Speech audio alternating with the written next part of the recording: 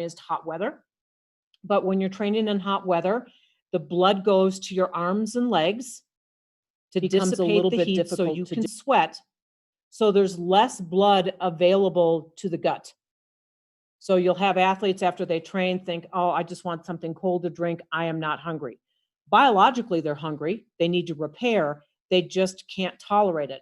So with the athletes that I work with in Houston, when it was a real heat issue, it was either A, go get in a cold tub, which those are oftentimes now banned. You can't get in a cold tub, or you can sit in an ice bath, or even just go take a cold shower in order to direct some of that blood flow back to the gut. So for most of us, I'm going to say we can do a good job with this energy intake equation, but heat can be that gut wrecker. So we want to maintain that constant weight. So water can be consumed as a beverage, and it can be consumed in food. So on this beautiful plate of food, the only things that really have water are going to be fruits and vegetables. Any fruit or vegetable. So I'm oftentimes asked which one is the best. And to me, the best is the one that you like and you will eat on a regular basis. So I worked for the Astros, Houston Astros baseball team for 9 years, and I had lots of players from the Dominican, and they would eat papaya, but an apple wasn't something that they were very interested in. And they would always ask, should I eat apples? Should I eat strawberries? And it's, if you're not going to eat it, then it's not good. But fruits and vegetables are about 90–95% water. So athletes who struggle with their overall hydration oftentimes are not eating adequate amounts of fruits and vegetables. So also on this plate of food, it's carbohydrate. And carbohydrate is the gas in your muscles tank. It is the fuel that your muscles use for sprint work. It's the predominant fuel for distance work. Anything that's explosive is going to require carbohydrate. And the great thing about Central and South America, as well as the islands, is carbohydrate foods are readily acceptable. Here in the States, it's I don't eat carbs. I'm on a keto diet, or I'm only eating meat and vegetables. And those types of dietary strategies are certainly not adequate for track and field. Protein is the growth and repair food, and protein needs to be consumed at each meal and before you go to bed. So protein, and the reason why is your muscles build and repair 24 hours a day. So for breakfast, if you just had some cereal, and then lunch you just had some rice and fruit, all of a sudden now it's 5 o'clock in the afternoon and you haven't had any protein. So in order for muscles to build and repair, you have to have protein breakfast, lunch, dinner, and a bedtime snack. It doesn't need to be a lot at bedtime. It could be a hard-boiled egg. It could be yogurt. It could be cow's milk. It could be a bowl of cereal and milk, but you really do need to have that protein. The reason why is that when you sleep, your body makes more growth hormone. And growth hormone is one of the hormones that helps you to lay down lean body mass. So as your growth hormone is surging in the middle of the night, it's desirable to have protein there. And I can tell you with my rice athletes that have worked really hard to add muscle mass, this has been one of the most important additions that we've provided, is that we're calling it sleep protein, the protein that you have right before you go to bed. Fat is a slow energy food, and it's something that can provide a lot of calories. So if you have athletes who are struggling with weight gain and they can't eat anymore, adding some additional olive oil to vegetables, or olive oil when rice is cooking, would be a great way to add in those extra calories. I'm going to talk specifically when we get to supplements about omega-3 fats, because I think there's some real advantages there for athletes. Vitamins are critically important, and if you eat a well-balanced diet, you're going to be able to get adequate amounts of vitamins, with a few exceptions, and the same thing with minerals. Water. Well, you all know this. You can live several weeks without food, but you're not going to do very well without fluid. And our athletes are particularly vulnerable to dehydration. And if you're not hydrated, and I'll show you some pictures in a minute, if you're not hydrated, you can be the best athlete in the world and you're not. and you're just not. Because going back to that blood again, if I'm sweating a lot and I'm dropping my blood volume because I've lost a lot of fluid in my sweat, where the fluid for sweat comes from is your blood volume. So when it drops, now you have a decrease in blood volume, and so your heart compensates by raising how many beats per minute. So I had a young man at Rice who, when he was training hard, heart rate was about 110 beats a minute. When he was dehydrated, it was about 135. So the work was biologically harder. So when athletes tell you they're fatigued or they don't have any energy, start with this. About 2/3 of your body is water, more for the athletic population. So if you're really muscular and fit, muscle is 70% water. And so the more muscle mass you have, the higher percentage of body water you have. Every cell in your body, with the exception of body fat, contains water. Your blood is water with minerals and vitamins and protein in it. Dehydration, athletic performance is almost affected immediately if fluid requirements are met. And this is an average, and I'm going to say it's probably more average for those of us who are not competing, about a liter of water that you drink and about a liter in food, but it's going to be significantly more. Athletes need significantly more than the average person, and drinking small amounts regularly is really desirable. So if an athlete loses a lot of weight and now drinks 2 liters of water, most of that water is going to end up in the toilet. It doesn't end up rehydrating you. So how do you know if you're hydrated? Best ways to know is first is urine color. If your urine looks like pale lemonade, you're fine. If it looks like apple juice, you're dehydrated. And so if you can see in the upper right-hand corner of the slide, there's a urine color scale, and maybe you have seen that. I like urine colors to be a 3 or less. When I'm dealing with male athletes, I have gone into the restrooms and put a copy of this over the latrine so they can actually check their urine and check their color. Body weight is critical. If you lose weight during exercise, it's always because of sweat. You don't sweat out fat. So I'm sure you have seen, and for a while it was traditional practice that athletes would wear sweatsuits when they went and trained. And if you think about it, if you can't lose fat that way, but you can lose an abundant amount of water, now you've got a really dehydrated athlete. Do they weigh less? Certainly they weigh less. So for every pound you lose in exercise, it's equal to 16 ounces of sweat loss. So I had a football player when I worked at the Houston Texans NFL franchise here in Houston, that in a 2-hour practice, he would lose 10 pounds. So now you do the math. 10 times 16 is 160 ounces of sweat that he lost. And that's a lot of sweat. That's a lot of sweat. That's about 1.5 gallons of sweat. So when you start to think about this, did he lose body fat? No, didn't lose body fat. Lost a significant amount of fluid. So again, that average is going to be about 1 gallon of sweat, and he loses about 80 ounces of per hour. The dilemma is, with your training and your coaching, the better shape your athlete is in, the higher their sweat rate. So one of the adaptations to training is you make up to 30% more sweat glands. So you make more sweat glands so your body can stay cool. But this really is a very easy way to assess hydration. So when you look at this, it's actually one of my Rice football players. Would you look at this and say he's hydrated? Hopefully the answer you would look at is no. His urine is way too dark. And if we're going to recommend and come up with a strategy for him, he needs to weigh in and weigh out before and after practice. Digital scales are really invaluable with this. It doesn't have to be an expensive digital scale. Any digital scale would be fine. And he's going to need to check his urine color. There are other more sophisticated ways of doing this. You can actually test urine concentration. But if you are training a significant number of athletes, It takes me to measure concentration of urine. It takes me about 10 minutes a sample to get the sample and to test it and record it. And oftentimes you may not have that time to do, but this is pretty key.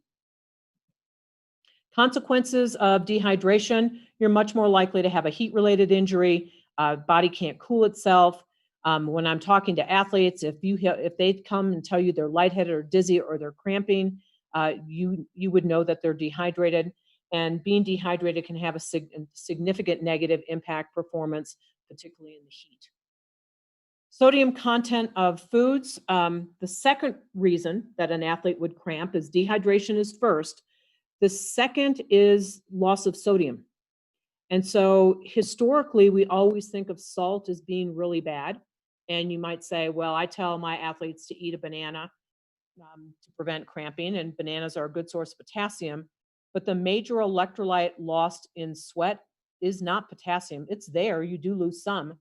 It's there. But what you're losing primarily is sodium. So athletes will take pills or drink sports drinks because they need electrolytes. And a cup of a sports drink contains about 110 milligrams of sodium. Glass of milk, 120. So a glass of milk actually has more sodium in it than a sports drink. Now, that doesn't work if you have athletes who are lactose intolerant. They're not going to be able to tolerate that. But what is inexpensive and really cheap is table salt. Table salt has 2,000 milligrams per teaspoon. And so if I'm trying to economize, and make my own sports drink, I would take 4 ounces of juice, whatever juice you might have available, add 4 ounces of water and 1/8 of a teaspoon of salt. And now you have made a homemade sports drink that is very inexpensive. If you sweat a lot and you lose a lot of sodium in your sweat, you just need to salt your food at meals. Living in Houston, when we had training tables and congregate meals, I never left it up to the athlete to salt the food. We just salted it for them. That's what came to the buffet. Buffets are now kind of gone. And so when I'm putting together boxes for athletes to have a meal, I always just take those little packets of salt that you can get when you stay at a hotel and put a packet of salt in there as well. So if you leave a sweat ring, if you have a cap like this young man is wearing, and you leave that sweat ring, you are by definition a salty sweater. And so we don't lose a uniform amount of sodium. You may have athletes who lose very little sodium, and you can have athletes who, unless they are using a significant amount of table salt, don't have that. Okay. There's also a concept called glycemic index, and now we're really moving into carbohydrates. And what this means is this is a carbohydrate food that raises your blood sugar quickly, but it doesn't hang around very long. And so those are called high glycemic index carbohydrates. And so these are valuable when you need fast energy. When you need fast energy, this is a good source. And so things like sports drinks and gels and honey and goo, these are all high glycemic index carbohydrates. So I had a young athlete at Rice who was a pentathlete, and she could not eat anything in between her events. She would get sick. And so we finally compromised on the honey packs, the small little honey packs, and she would just squeeze one of those in between her events because it was a high glycemic index food. It wasn't going to hang around very long. It was fast energy. So I call this a sprinting carbohydrate. A low glycemic index carbohydrate is something that is more time released. It hangs around for hours. It's great if you have this before an event. So it could be things like oatmeal. It could be things like even dried Cheerios. Plain Cheerios would be a lower glycemic index carb. And these are, again, sustained or distance carbohydrates. So they don't all behave the same. They have a place. So I always like my pre-competition meals to be a low glycemic index carbohydrate, so that carbohydrate hangs around for a while. And then in between events, I would use a high carbohydrate food, high glycemic index. Vitamins. Needed daily, but only in tiny amounts. And I'm going to make this point here is that as coaches, you oftentimes are going to know your athletes' dietary habits better than anybody. And so if you know that someone is not a good eater and they only eat a limited amount of foods, they're probably going to need a multivitamin mineral supplement. Even low vitamin levels can reduce athletic performance. If the food is overcooked or boiled for long periods of time, lots of vitamins are lost. And so a simple way of food preparation is cooking with minimum amounts of water with a lid on the pot so the water doesn't evaporate and so the vegetables or whatever you're cooking doesn't dry out. Vitamin D is actually really not a vitamin in the strictest sense, is because your food is not the best source. It's the sun. It is the sun, and sun exposure helps you to make vitamin D in your skin. Well, two things prevent that from happening. One is sunscreen. So if you're out in the sun and you're wearing sunscreen, you don't make any vitamin D in your skin. And the darker your skin, the more melanin in your skin, the less likely you are to make adequate amounts of vitamin D. So when I worked for the Texans, and again, we're not as far south clearly as Puerto Rico would be, but we're 28 degrees, I think, latitude. I think that's right. No, maybe not 32. I think we're 32. And we tested all of our players for vitamin D deficiency. And they practice 2 hours a day in the sun. And the NFL is 70% African American. And I had profound vitamin D deficiencies in my African American athletes. Very few of the Caucasian athletes had an issue, but if you were dark skinned, you are going to have a vitamin D deficiency.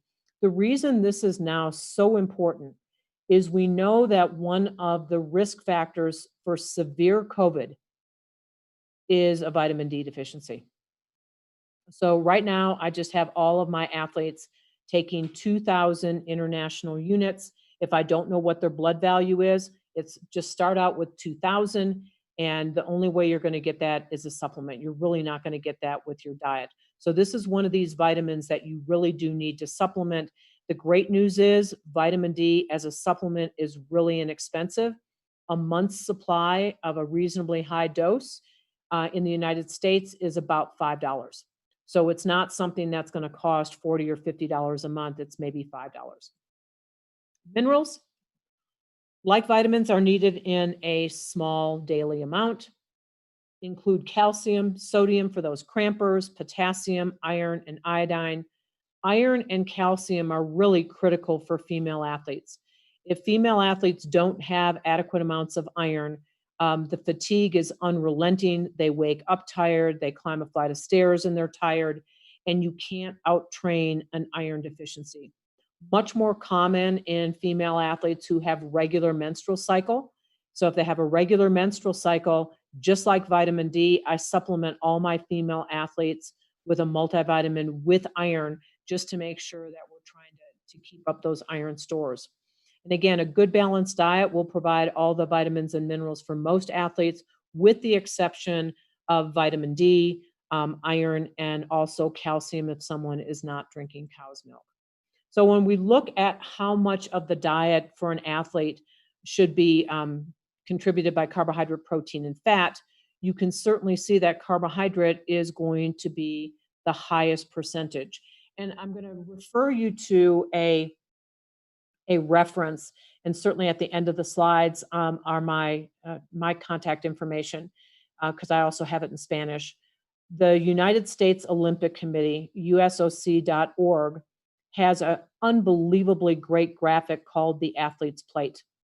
And the Athlete's Plate will take a look at the proportions of carbohydrate, protein, and fat depending on what kind of training day you're having. So for example, if it's a rest day, you may not need as much carbohydrate as if it's a really heavy workout day. So USOC.org, and again, my contact will be at the end of this, and you can email me if you'd like my homemade version in Spanish. So again, that daily carbohydrate intake varies according to energy needs and training load. Carbohydrate needs, another way to look at these is depending on what your sport is.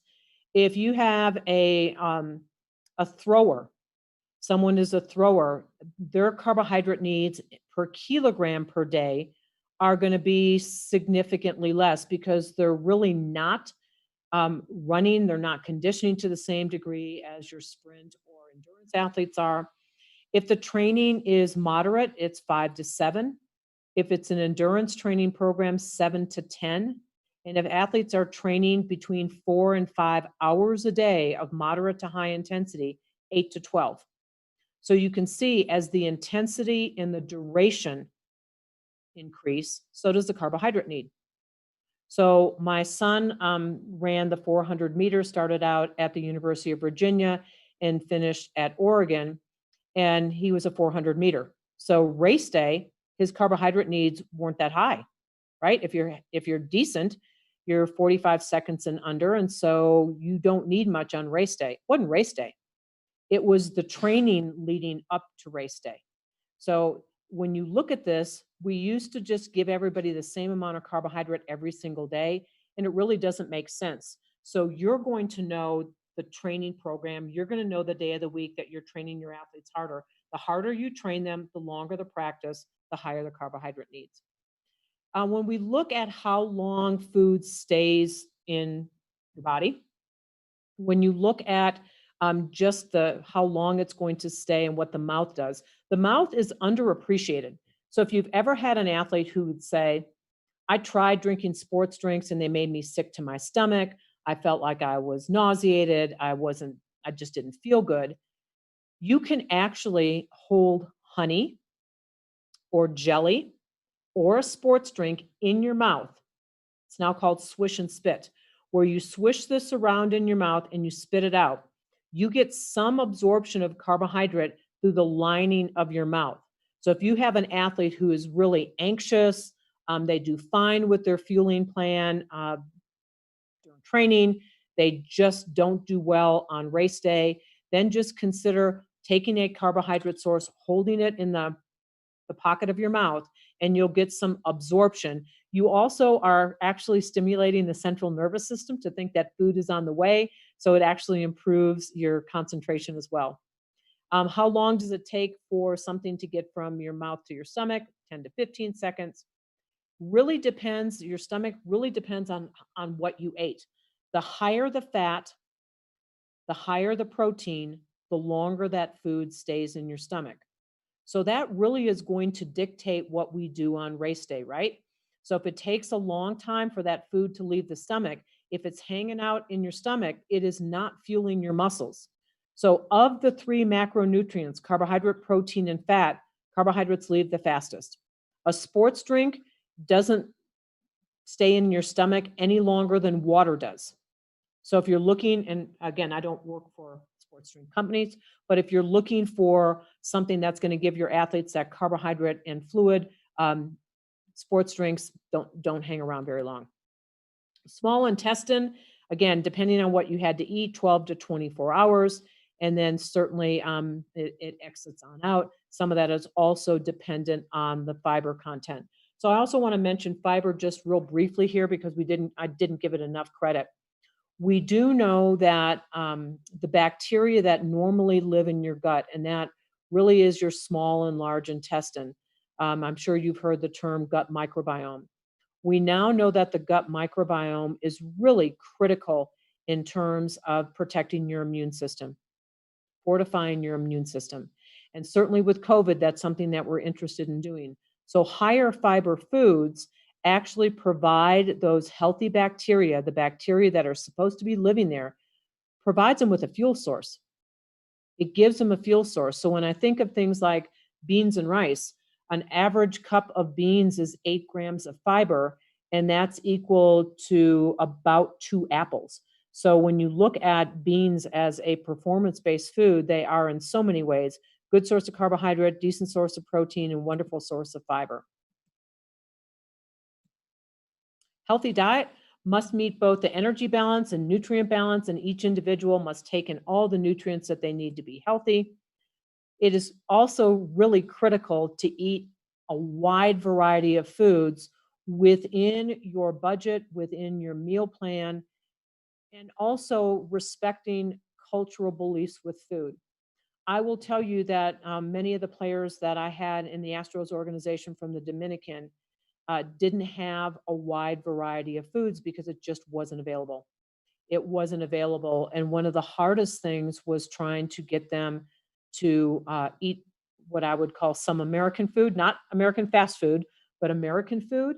It was really very difficult. So within the Astros clubhouse and within the organization, we had all kinds of culturally appropriate foods because it was equally as important for my American baseball players to eat different foods as well. The more varied your diet, the more well balanced it is. You can eat fresh food rather than ready prepared, canned, or frozen. But I will also say this: when finances are limited, I wouldn't want anyone to think that if you can eat fresh, don't eat it at all. The reason you eat fruits and vegetables is because of the color. It's the yellow in the corn. It's the orange in the carrots. It's the green in the green beans. These are words that most people cannot pronounce, and they are preserved even if the food is canned. So if your athlete does not have the budget or doesn't have the resources or the cooking ability, I would say frozen is going to be better than canned, but even canned is going to preserve those colors. So we need to really think about what kind of messages we're giving. I see a lot of athletes. In fact, I had to fuss at one this morning because he's heading off to college, and his response was, "Well, if the food isn't organic on my campus, I'm not going to eat it." And I said, "Well, good luck. You're going to be hungry," because that's just not a realistic goal. You want certainly carbohydrate-rich, low glycemic index foods as your foundation. Eat a rainbow of fruits and vegetables, the better the color. And you can see oranges and grapefruit, and we could put mangoes and papayas, squeezing lemon into water. All of that makes a difference in the long run. The more colorful the food, the better nourished you are. Grilling, steaming, or baking foods are going to be the best. If you're going to boil it, it has to be boiled or steamed in a little bit of water. And depending on the resources of your athlete, if you have not seen air fryers are amazing. We actually did this at the Astros. We did fried plantains or air fried plantains, and my Latin American players couldn't tell the difference. They could not tell the difference. So if you're really looking for keeping that cultural diet, you can certainly even air fry plantains and yucca fries and all of those, and they really turn out great. Avoid fatty meats, sweets, and again, salty snacks are maybe indicated if you're a heavy sweater. Making sure that you get adequate amounts of fiber, flavor, herbs and spices, rather than only using salt, and drink small amounts of water and fruit juice often. But in order for that to be a realistic goal, you have to know your sweat rate. Eating to achieve potential is eating a small, easily digested meal about 2 to 3 hours before activity. And this really depends on your athlete's personality. So remember, when we looked at the picture of the stomach and it took 1 to 6 hours for that food to leave the stomach, if you're anxious, that food can hang around in the stomach for 6 to 10 hours. So I've had athletes vomit their dinner first thing in the morning when they ate at 6 o'clock the night before. The food was still there because their anxiety for game day or race day was so high. So small, easily digested meals might be a scrambled egg, some dry cereal. It could be a Nutri-Grain bar. It needs to be something that's going to leave the stomach quickly. If your athlete's very anxious, there's been plenty of times I've just converted their pre-competition meals to liquids because liquids are going to leave faster. Restrict fats and proteins since these are slowly digested. So your balanced diet with protein at each meal and all of this fiber, when we get to race day, we're really talking about fuel. We're not really talking about, did I get the best balance? What we're talking about is, did I fuel appropriately? So again, when my son ran for UVA, he ran the 100, the 200, the 400, and the 4x4. So in between events, all he ate were bagels and jelly. That was it. Didn't eat a sandwich, didn't try and drink milk, any of those, because again, the only thing he was interested in is fueling on race day. Avoid foods which form gas in the GI tract. And again, that is really what you are conditioned to. I have some athletes who are Hindu from India at rice, and beans are at breakfast, lunch, and dinner. They have no trouble with beans before competition.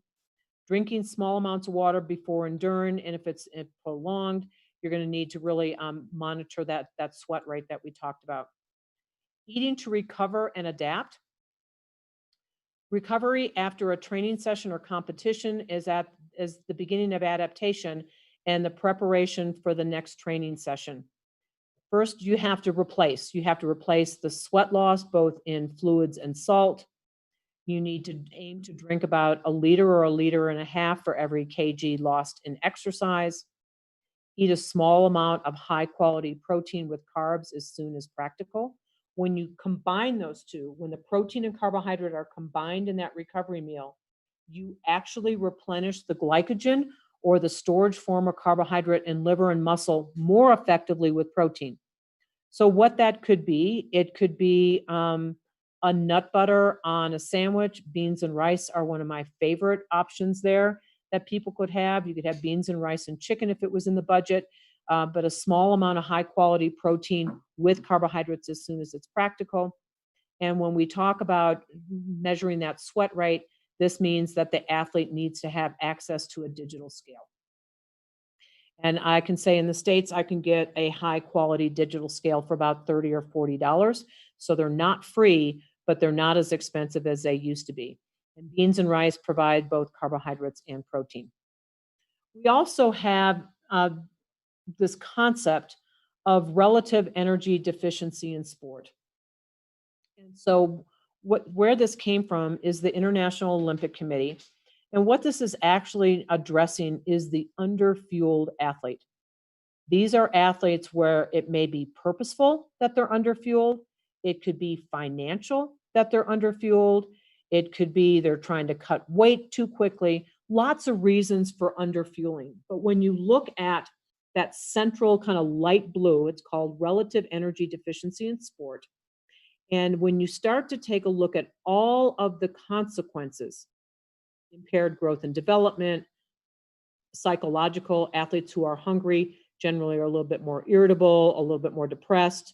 Cardiovascular, they can have a significant drop in resting heart rate.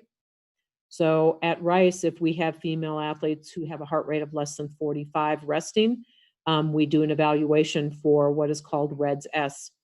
Gastrointestinal, remember that slide that showed 1 to 6 hours. If you are underfueled, food stays in your stomach much longer. Your immune system is actually suppressed with underfueling, which is certainly something we want to avoid. Then you see that red triangle, which was the female athlete triad that I'm sure you're all familiar with, but you can see this new model of relative energy deficiency in sport expands on this and includes menstrual function and bone health and underfueling, but it also takes a look at the endocrine and metabolic, hematologic, all of the consequences. We are now seeing this absence of menstrual cycle. We are now seeing this relative energy deficiency in sport in male athletes as well. Male athletes in general can tolerate a lower percent body fat than female athletes can, but I've had athletes at Rice, distance runners at Rice, whose heart rates are in the 20s. They can't maintain a normal body temperature. Body temperature is 95.7. These athletes are in significant trouble because they are going to be immunosuppressed. They're going to be losing lean body mass. And so this constellation of relative energy deficiency in sport has now subsumed the female athlete triad, where now we look at a lot differently. So at Rice, we screen our male and female distance runners for hypothermia, low body temperature, bradycardia, low heart rate. So we screen them, and if they don't meet our parameters, they are withheld from sport. We're going to finish up with dietary supplements, and there are a couple unbelievably important things to know. One is that, again, a supplement could be something you might recommend. You might recommend iron, you might recommend calcium. But when it comes to keeping your athletes clean, safe, and legal, you really have two choices. You have to look for either NSF certified for sport, and the product would actually have that on the label. And then informed choice, trusted by sport, which tends to be more international brands. NSF certified for sport actually has an app.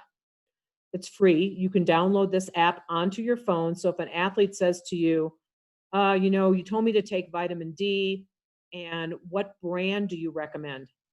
Then you pull up NSF certified for sport. Unfortunately, informed choice doesn't have an app. You'd have to actually log into your computer. And if it's not certified, don't take it. And the reason is dietary supplements, in my experience, about 80% of the positive drug tests I've seen in professional sports, in drug tested athletes, actually have come from dietary supplements, not that somebody was doing something illegal. Now, certainly people cheat. We know that. It's always going to be the case. But any supplement that says it's going to help increase lean mass, or it's going to help you to lose body fat quickly, you've got about a 70% chance of having a positive drug test. So you really need to pay very close attention. Most of the athletes that I know are going to look for every edge that they can get, and part of that's what makes them good. That's why they have you as a coach. They really want all the advantages that they can get. So dietary supplements, sadly, are regulated by nobody. They're really not regulated by anybody. So we have to be very diligent. So what works? What works? And so I'm gonna highlight a few for you. Creatine actually works, and it doesn't cause kidney failure. It doesn't cause liver disease. But in individuals who take creatine, muscular endurance is increased, and you can see that on that slide on the left. Muscular endurance was increased in comparison to placebo, and muscular strength was increased. And so if you're dealing with an athlete that is an all-out worker in the weight room and they're doing everything you're asking them to do, creatine can help that athlete get one more. In addition, there is now, I think, very exciting research taking a look at the role of creatine in brain health. That creatine in brain health. So if you've had athletes who are multi-sport athletes and had suffered concussions in the past, creatine really is now being used. Certainly it's in my concussion protocol that if an athlete gets concussed, we give them creatine. So again, this is one of those things. There's over 200 clinical studies on the safety of creatine.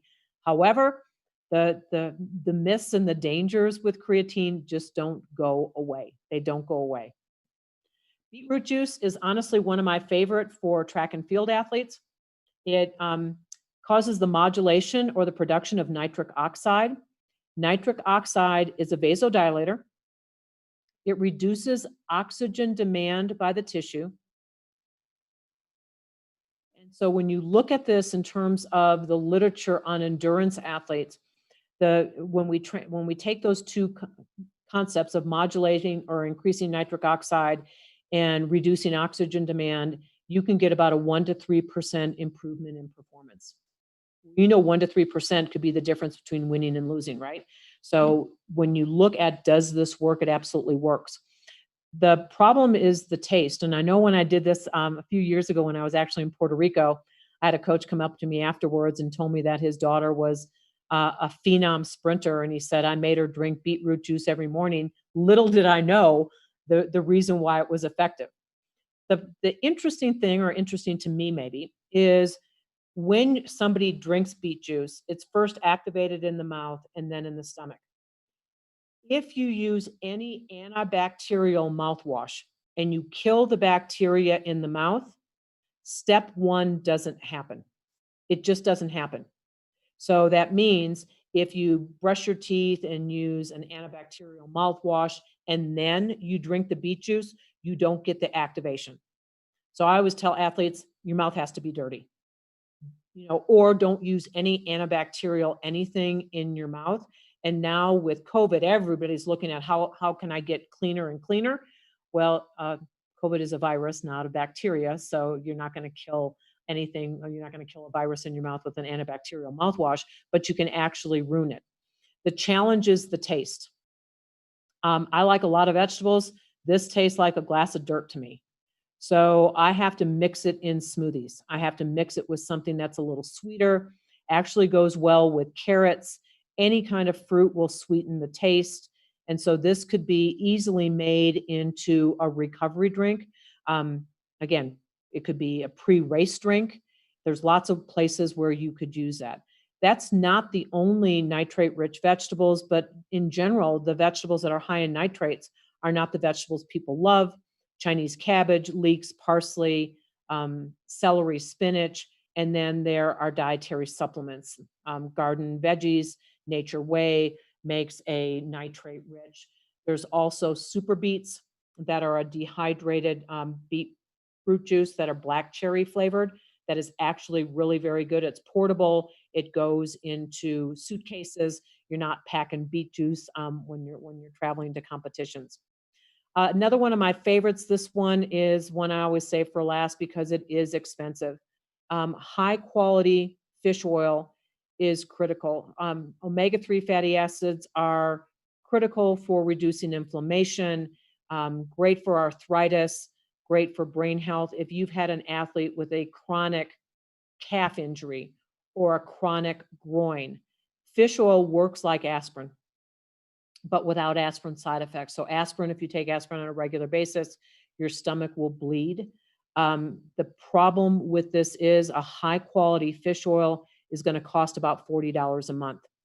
So when we talked about vitamin D being a deal at $5 a month, this is really expensive. This is really expensive. Flaxseed oil and walnuts and almonds are not great choices just because your body has to convert them to their biological endpoints. They're just not good sources. And certainly you don't live on cold water. In Texas, I don't live in cold water. So now you're really talking about things like canned albacore tuna, canned salmon would be a decent source. So those are decent sources. And the American Heart Association recommends 2 cold water fish meals per week. If you have any athletes who have a family history of heart disease, this is worthwhile. I just wish I had a really inexpensive option for you, but there just really aren't any. Okay, so I really want to thank you for your attention and your contributions to the world of track and field. And again, if you need more resources, please just let me know. That's my email, and you can follow me on Twitter at Roberta Anding. So I think we have, Richie, a few minutes for questions. Yeah, I'm going down the side here. If you can hear me again. Scrolling through.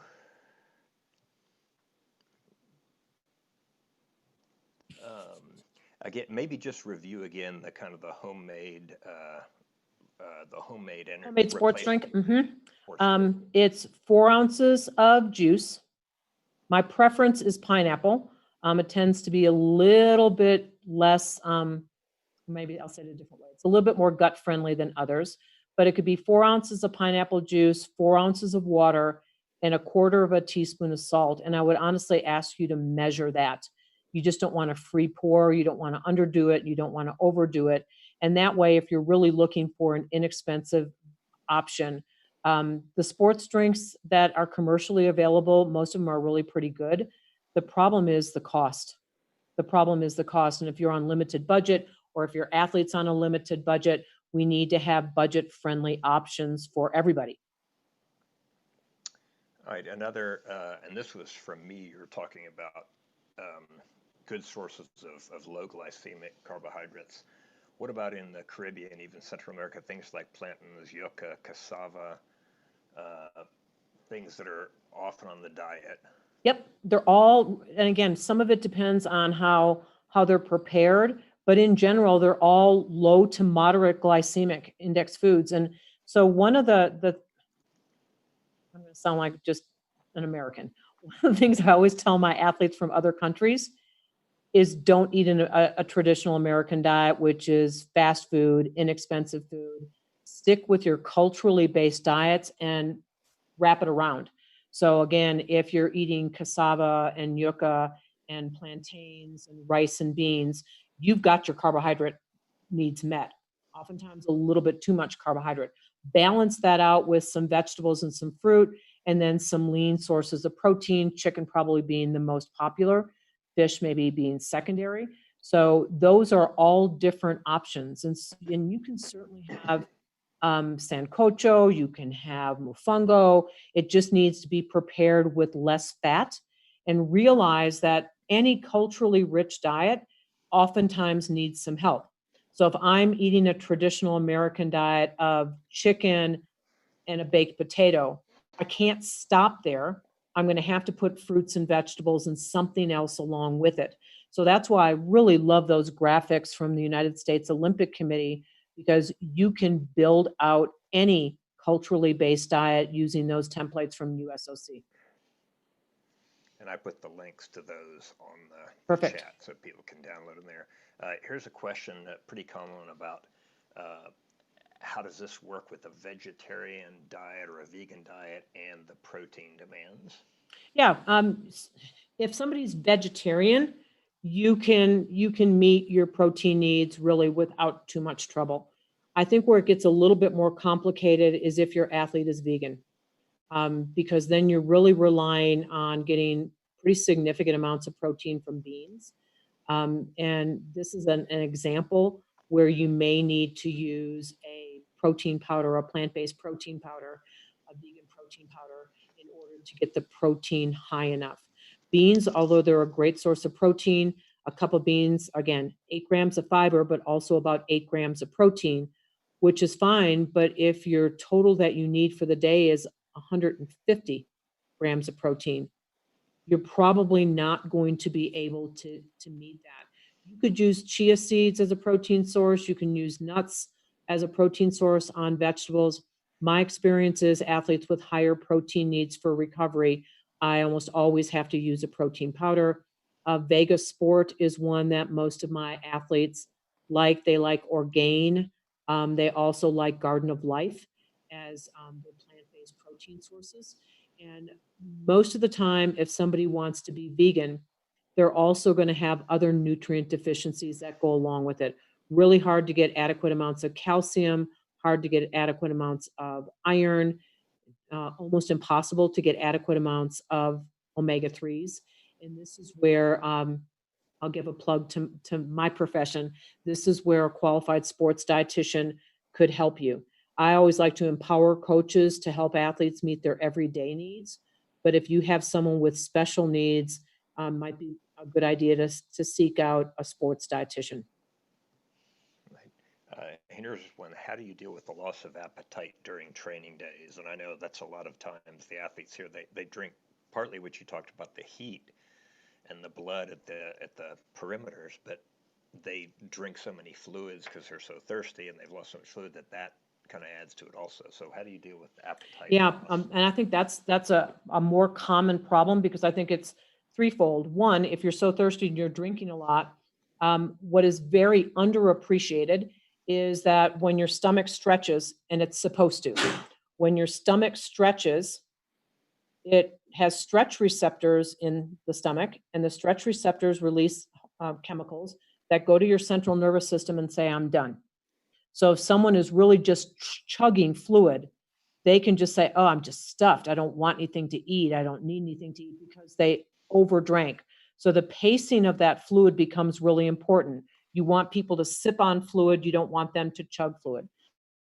It is a tough one. And this is where an athlete needs to be educated by y'all that even though you don't feel hungry, I need you to eat small bites of food. It doesn't have to be a lot. It has to be small bites and frequently. And this is where favorite foods come in. So I, again, use dry cereal a lot because, again, it's crunchy, it's small, it's not like a bar. I think we've all probably eaten more bars in our life than we want to, and some of the bars just get super sticky. Dry cereal is really inexpensive and doesn't get super sticky. So I might use dry cereal. And then the anxiety that goes along with competition cannot be underestimated.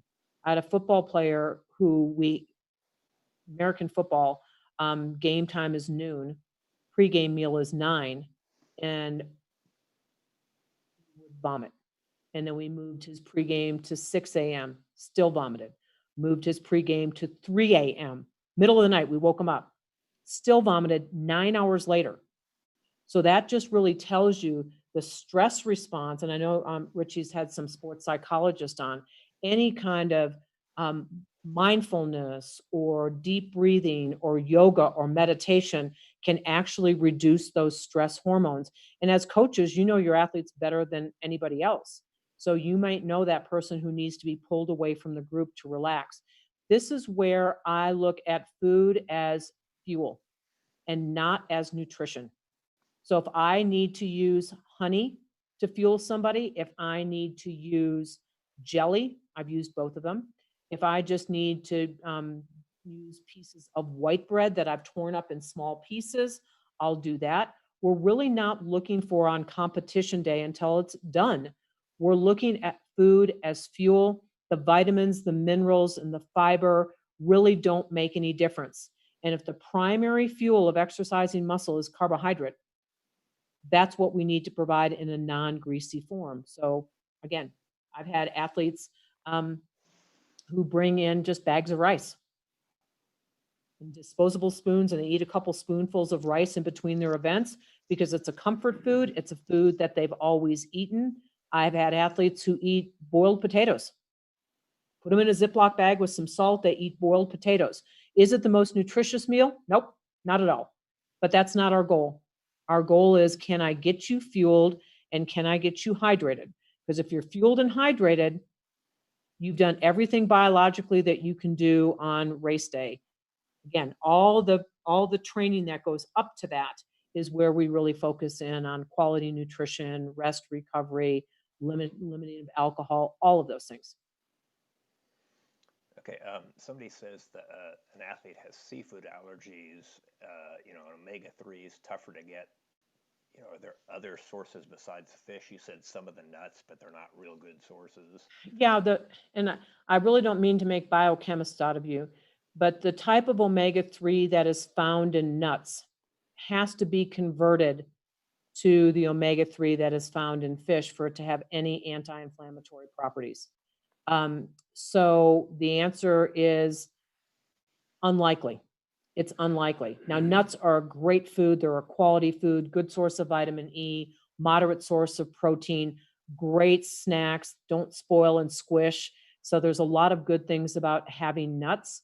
One of the things that, and again, I don't know if it's commercially available where you are, if someone doesn't like fish or has a fish allergy, algae oil actually works. So algae oil is a less expensive version, but if your athlete says, I just hate fish, I'm not ever going to eat it, they may do better with a fish oil.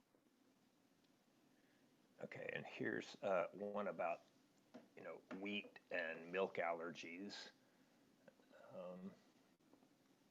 Yeah, okay. All right. So there are athletes who have celiac disease.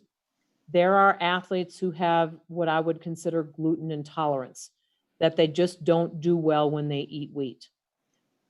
It is more than likely that it's not just the gluten in wheat. It's something called FODMAPs, FODMAPs. And these are fermentable carbohydrates, of which gluten is one, fermentable carbohydrates that can cause GI upset. And again, this is not a free app for your phone. It's not free, but it's like $6. You can look in the App Store and look for Monash, Monash, Monash University, FODMAP, FODMAP. And so if your athlete says, I really have gut problems when I eat anything that's wheat, I think I have celiac disease. Or I don't do well if I have milk on competition day. I just don't feel good. Again, there can be a lactose intolerance. That actually is really pretty common. But then as athletes kind of drill down, and this is probably more of a concern for endurance athletes, The longer you run, the harder you run, the fussier your gut gets. So you may not have any problem with those foods on a regular basis until it's a hard training day, and then you just don't do well. So low FODMAP diet is something that you might want to try in your athlete who claims to have a gluten intolerance or doesn't do well with dairy. So again, if there's so many gluten-free foods that are on the market now, but my favorites are the ones that are natural. So if you like plantains, they're gluten-free. If you like yucca, it's gluten-free. If you like potatoes, it's gluten-free. Rice is gluten-free. So there's a lot of great options besides wheat. And there are also like rice cereals and other things that athletes could have if they really truly do struggle with gluten. All right. Well, one last question. It's really just more of a clarification. Again, somebody asking about why the darker the skin, the harder time absorbing vitamin D. Yeah, great observation. Melanin, the dark pigment in people's skin, acts as a natural sunblock. It acts as a natural sunblock. So what that means is the amount of time you need to spend in the sun, the darker your skin, it just is not terribly effective at making vitamin D. So when I worked at the Texans, again, none of my Caucasian athletes had a vitamin D deficiency when they were exposed to the sun. My big concern, and this is COVID, in the United States, the two ethnic groups that are much more likely to have a worse case with this virus are people of color, Hispanics, African Americans, and traditionally, these are the two ethnic groups much more likely to have a vitamin D deficiency because of the beautiful brown skin. So in my skin, sun hits it, activates the synthesis of vitamin D. If I'm looking at Charmaine, it's going to take her twice as long as me. It's going to take her twice as long as me to make the same amount of vitamin D. So I just thought, I'm going to say 15 years ago, with all of my African American athletes here in the States, if I didn't have a blood test, I just put them on vitamin D. Because one, it's critical in immune function. Two, it's critical in muscular development. And I do believe it may be part of the missing link on why, if you're African American and you have high blood pressure, much more difficult to control than if you're from another ethnic group. So to me, this is an inexpensive supplement for everybody to take, but for an athlete, probably the biggest trigger is vitamin D is really pretty critical in muscular development. If you have an athlete who chronically cramps and it's not fluid and it's not salt, you need to start to take a look at vitamin D. And I have no problems with anyone saying, start taking 2,000 IUs of vitamin D.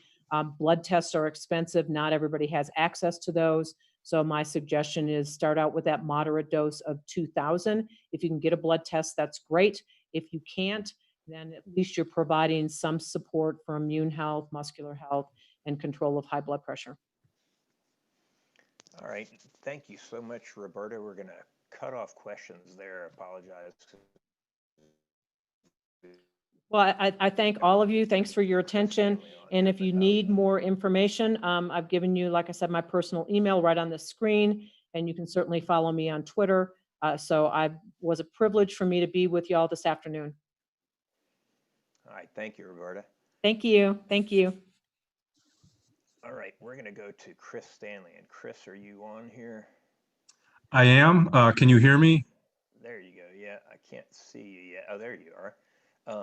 And you can go ahead and share your screen Sure. while I'm introducing you here. Again, as I said, Chris is somebody I've worked with professionally and gotten to know very well. He's spoken for us, I believe, in Peru and maybe somewhere else for NACAC congresses. And we've also worked together on U.S. teams on the same staffs. He's a sports psychologist for USA Track and Field. In fact, he is the head of USA Track and Field sports psychology for this next, well, one more year of this Olympiad and then the next 3 of the next Olympiad, since we're a little off kilter with this pandemic. But he and I have gotten to not only work together and talk about both his side and my side of it, but we also have been roommates and really gotten to know each other well. So I appreciate Chris getting on again. And again, if you have questions, you can go ahead and put the Somebody said my volume isn't loud enough. I'm trying to put it up. You can go ahead and put those in the chat, and we'll do those at the end. So without further ado, Dr. Chris Stanley. Thanks so much, Richie. And speaking of volume, can you all hear me okay? Yep. We're good. All right. Well, thanks again, Richie, and you all for giving me some time here. And as Richie alluded to, we were roommates for the first time about 4 years ago in Poland. And little did I know at the time, I was, I guess, getting myself into NACAC in some respect by rooming with Richie at the time. But it's been extremely pleasurable to collaborate and join in on some of these talks. And today, talking to developing mental skills in athletes. We're obviously talking about athletics and track and field, but this is applicable in a lot of different sports and sport domains. Very briefly, my name is there. I've been introduced as such, and the CMPC notification there is Certified Mental Performance Consultant, which is organized by the Association for Applied Sports Psychology. And as Roberta did, I have my email there. The 800 is my personal athletic background. Was a mid-distance runner. So if you're wondering what that's all about, that's what that is. And at the end of the talk today, I'll come back to this. Again, like Roberta, if you do have questions, I'm very open and excited to dialogue about, some of the psychological aspects of sport performance and mental skills. But, moving on more into, more substantive content, I always, with these talks to coaching audiences, I always, come back to the notion that coaches are in a very unique and even ideal situation and have an ideal relationship with athletes to be developing and identifying and honing in on mental skills. And with this talk and in other ways, you may be surprised if you're not already. There may be some very simple, effective, practical ways that you can be developing mental skills with your athletes and mental muscles too. I'll get to that term in a bit. There's a a book that I like, and it's actually one that we share with USATF athletes. Dr. Henshin, if you've ever had the ability, opportunity to meet him, he worked with USATF years ago. Sports psychologists have been working with USATF for about 4 decades now, and he was, early on. But this book, Don't Leave Your Mind Behind. And I like it for a variety of reasons. One is that I think his approach is a lot like mine, and but he leads off with a statement, an idea that, if you ask an athlete or a fellow coach, how much of athletic performance is psychological or mental, and certainly if I don't know what you're thinking, if you asked me that question, you might be thinking I'd answer 50% or something like that. Well, in this book and me, I'm of the camp, no, it's 95% physiological training. I mean, and it's only the 5-10% mental or psychological. Now, the important point there is that good psychological preparation doesn't replace that training, but for those that are physiologically and physically and athletically trained properly, that 5-10% of psychological skills, mental skills, can really give them that edge. And how often athletes are looking for that edge. And when you get to certain levels of sport, when that edge can mean, the difference between a place or two in a qualifying meet, or, a millisecond or a second here or there, depending on the race, it can make all the difference in terms of performance and outcome. And so, I make that point, one, I want to share the book with you if you're looking for resources for yourself or athletes. It's a good one. I think it's about $15 or $17, but also to make the point, these mental skills, they're not replacing anything you do with your athletes physically, but you're putting them in a position to maybe have a certain edge. High performance equals good physical skills plus good mental skills. These mental skills are a type of thinking skills. Mental skills can be improved with practice. That's a very important point here, that these are modifiable. You may have heard the term growth mindset before when it comes to academics. Well, the same applies for athletics, and the same applies for mental skills. They're modifiable. They're not these fixed entities. You either have it or you don't. You have the ability to concentrate or you don't. You have the ability, you have confidence or you don't. These things can be built. These things can be approached in systematic and practical ways. Like physical skills, some individuals will develop mental skills more easily than others. And I don't have this additional bullet on this slide, but I would also argue that some athletes are much more into or attuned to mental skills than others are. There's a quote, and again, I don't have this uploaded on this particular presentation, but there's a quote from Ashton Eaton I've always liked, and I'm not going to get it verbatim correctly, but it's related to, he was saying since the age of 7 or 8, he's been practicing balance and coordination, a few other physical skills he mentions. Then he mentions mental toughness, getting back to 7 or 8, he notes that, mental toughness was something he was starting to work on. And that's, always a very telling quote to me, because, it speaks into the modifiable piece, but also, speaks into, the level of mental skills, he had or presumably had by the time, 10, 20 years down the road. I look at my own 8 or 9-year-old, and I don't think mental skills is something that he would mention as being a priority in his life. But so at any rate, with practice, anyone can improve their mental skills. And that's something that I couldn't reinforce enough. For, we're always looking for ways to kind of simplify, messages. And in this particular instance, I think it's useful to think about these 5 C's: communication, commitment, control, confidence, and concentration. And we could unpack these in a variety of ways and have some sub points and sub bullets.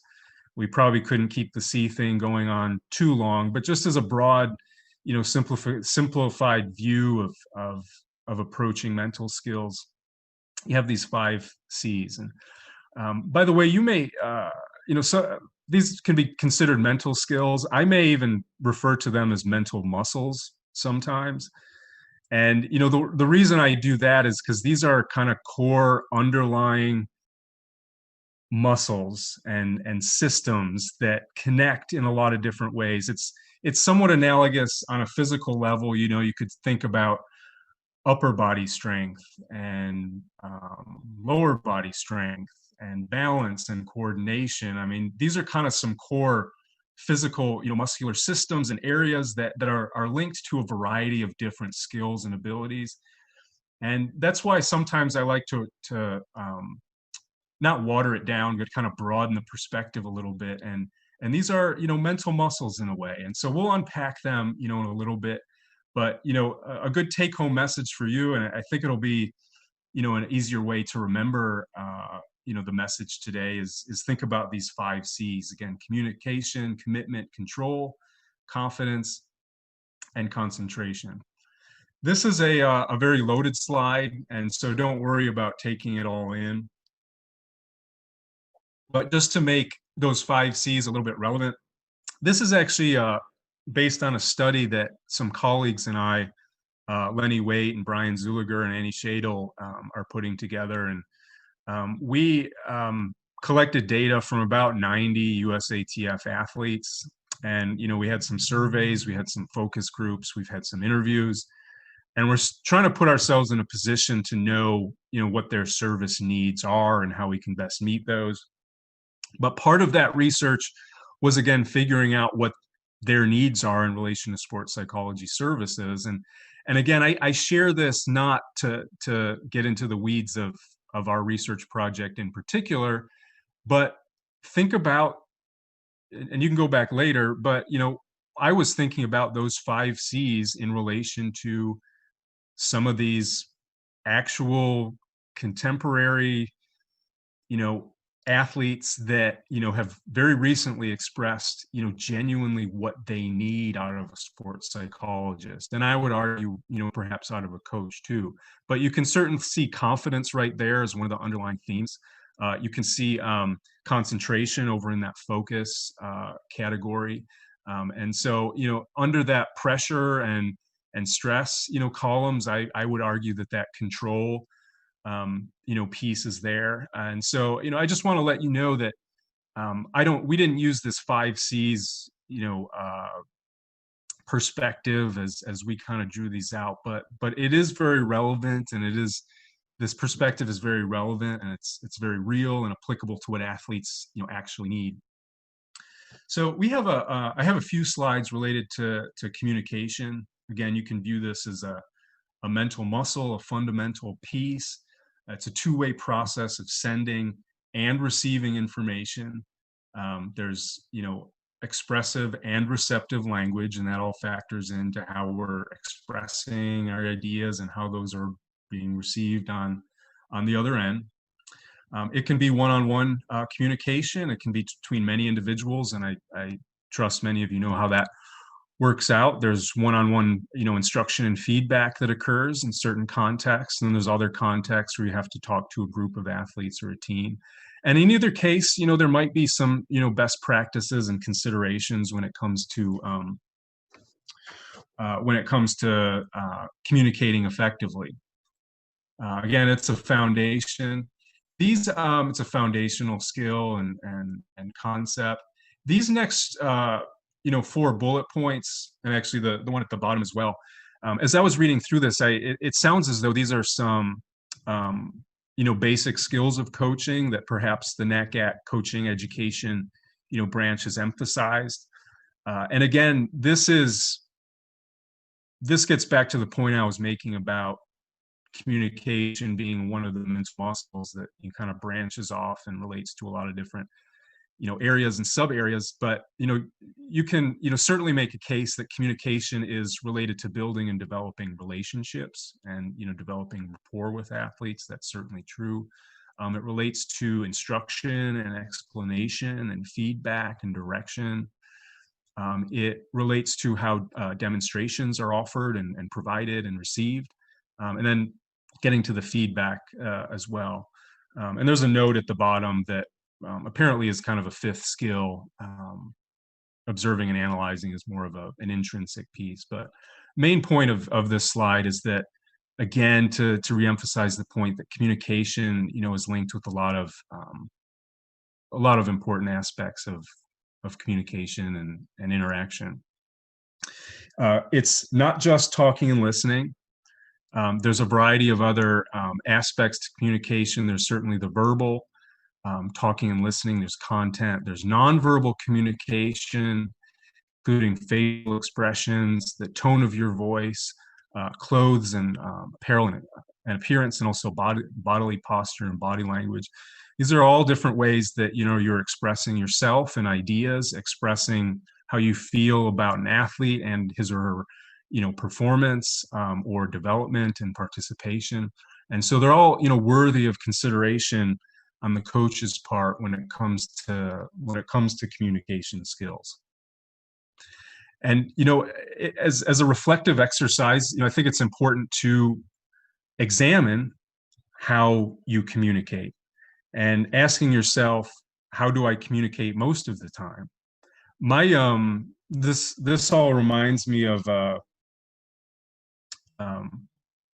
couple points. One is that as you ask yourself these questions, do you find yourself, you see that bi-directional arrow in the middle of the screen, is the reality in your coach-athlete situation or situations, is it largely a one-directional arrow where you're largely talking and the athlete is largely, just listening all the time? And, if that is the case with one or more athletes, maybe you start to unpack that a little bit and ask yourself, is that what's behind that, and why is it playing out that way. Some coaches may, very much have a relationship with an athlete that is one of, it's almost a parental caregiver type relationship, where they pump a lot of feedback and advice and suggestions and support all the time, and there's a lot of value in that. But to take a step back and start to take some steps where you're eliciting the athlete perspective and their feedback on how they're doing and how they sense they're progressing and how they'd like to modify goals. It's, if you pursue that and take steps to kind of have more of a mutual dialogue and mutual benefit to this communication pattern, it's not that your athlete will start needing you less in any way. They'll actually start to need you in a new collaborative way. And your relationship, again, it will be more, akin to that bi-directional arrow that you're looking at here. But again, that's just a point. If with one or more athletes, it does seem to be more unidirectional in nature, maybe take a second, or more than a second, to explore that and reflect upon why that might be the case. And there's some points in the next slide, I think, that might also be some good thinking points as well.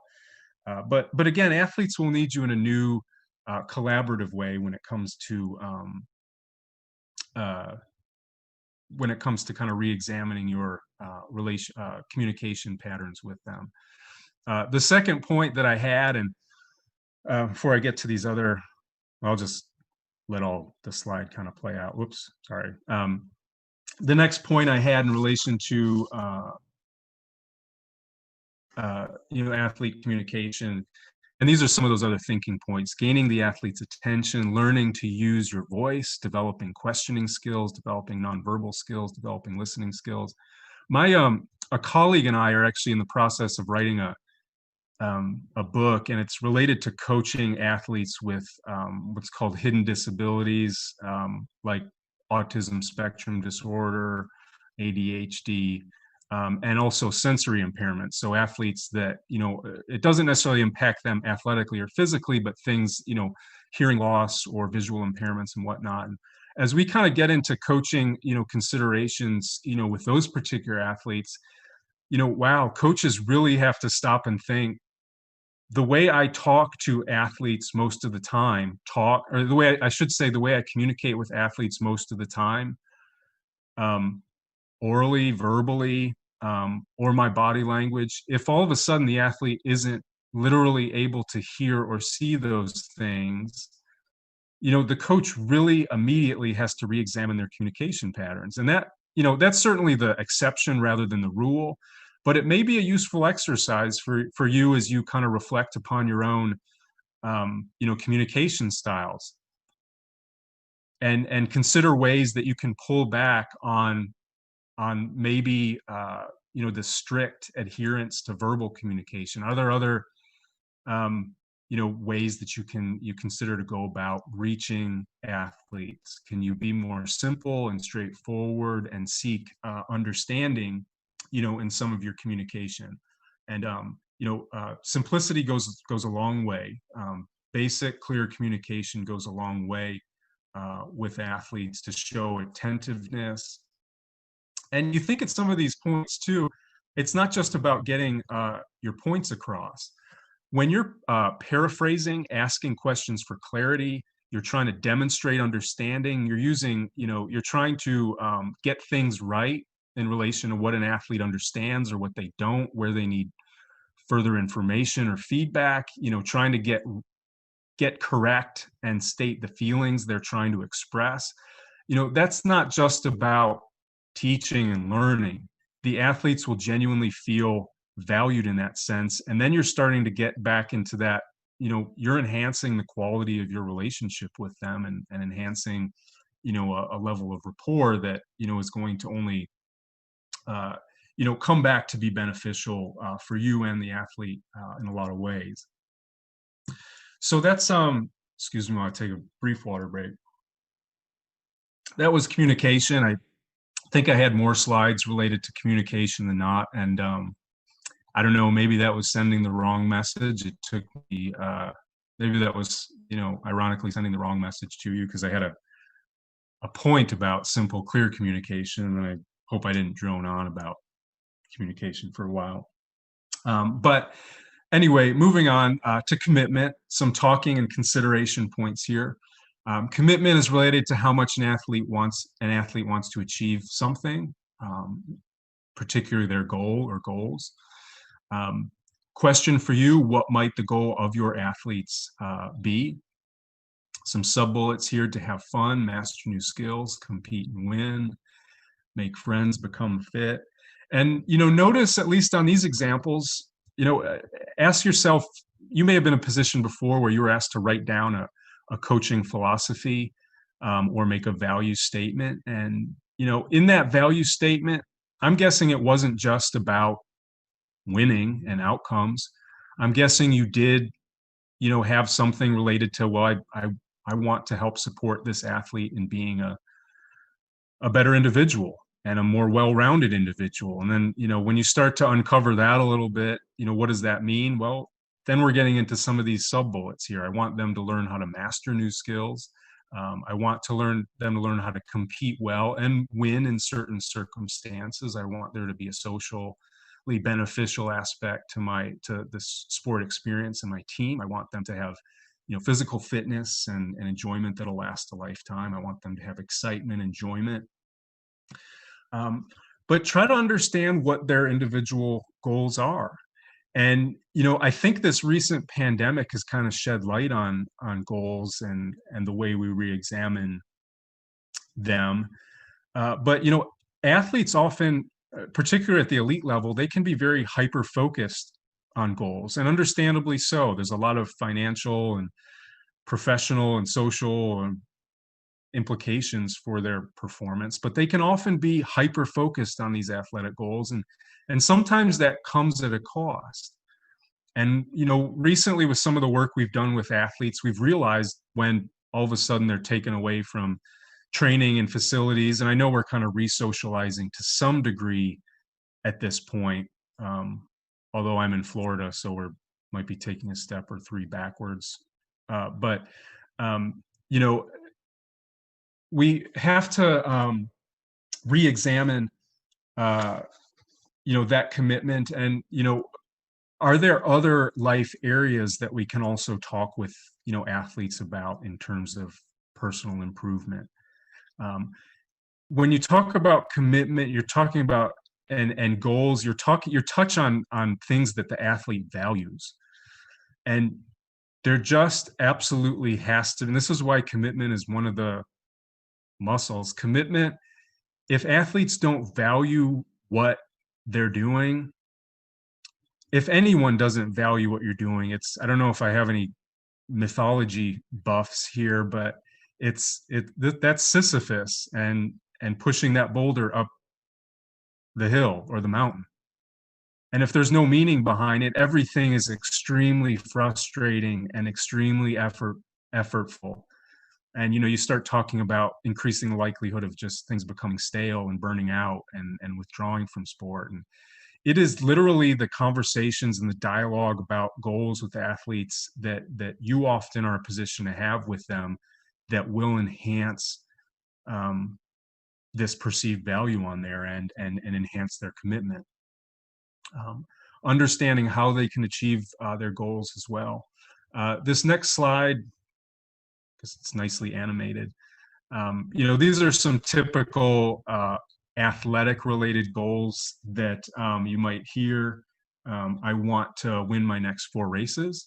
I want to improve my 100-meter personal best by half a second this season. I want to enjoy my training and competition. I want to win the 800-meter title, long jump more than 5 meters, get through the summer season without injury. But again, goals that you talk about with athletes, they can expand into other, social and professional and educational domains. But, one point I'm going to make, again, as far as considerations that you can make as a coach, and you'll see the SMART goal model that we have on the next slide is being realistic as part of it. And so, just for example, on that second bullet, I want to improve my 100-meter personal best by, half a second this season. If a high school freshman came to me with that, I would say, let's go for it. If an elite athlete who's already run 10 flat came to me and said that, yeah, I might not do it immediately, but I might have to push back a little bit, because then we're talking about, running a 9.5 second 100 meters. And, is that realistic? Well, we'd have to unpack. Nothing wrong with striving for that. But, you always got to examine a variety of aspects of a goal in relation to the athlete and the event. I said smart goals. I wasn't completely honest. There's smarter goals. There's actually an ER at the end with the exciting and the recorded. You've probably heard this model before, this acronym.